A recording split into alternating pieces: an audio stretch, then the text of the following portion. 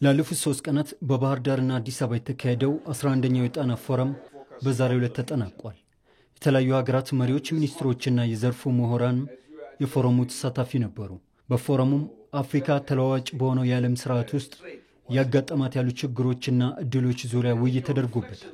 ጣና ፎረም የሚነሱ ሀሳቦች ወደ ተግባር መለወጥ እንደሚገባም የፎረሙ የቦርድ አባልና የቀድሞ የማላዊ ፕሬዝዳንት ጆይስ ባንዳ ተናግረዋል። ዓለም በፍጥነት እየተለወጠች ነው የምትገኘው። አፍሪካም ይህንን ታሳቢ ያደረገ ምላሽ ሊኖራት ይገባል። በጣና ፎረም የሚነሱ ሀሳቦችን ወደ ተግባር በመለወጥ ረገድ ቁርጠኝነት ሊኖር ይገባል። የአፍሪካ ወጣቶችን ማዕከል አድርጎ መስራትም ይገባል። ኢኖቬሽንና ፈጠራንም ባማከለ መልኩ የአህጉሪቱን የወደፊት ዕጣ ፈንታ ላይ መወሰን አለብን።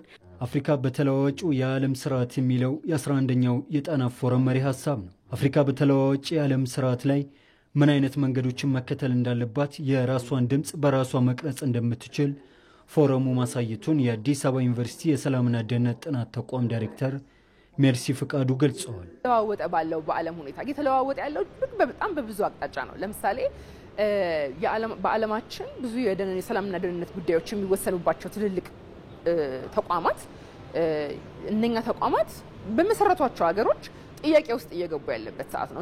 የነሱን ህጎችና ስርዓቶች ጥሰው በዓለማችን ምን የሚከበሩ የተባሉ ሀገሮች ጥሰው የተለያዩ ነገሮችን እያደረጉ እያየን ነው።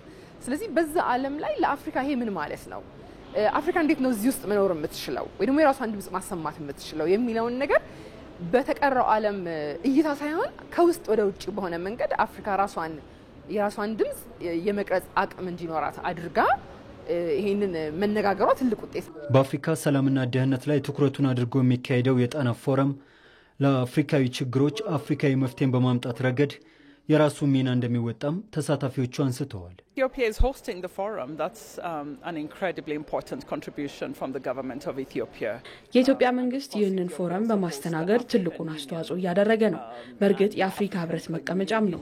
የአፍሪካ ህብረት መርህ የሆነውም ለአፍሪካውያን የሰላምና ደህንነት ችግሮች አፍሪካዊ መፍትሄ በማፈላለግ ረገድ የኢትዮጵያን ሚና የላቀ ነው።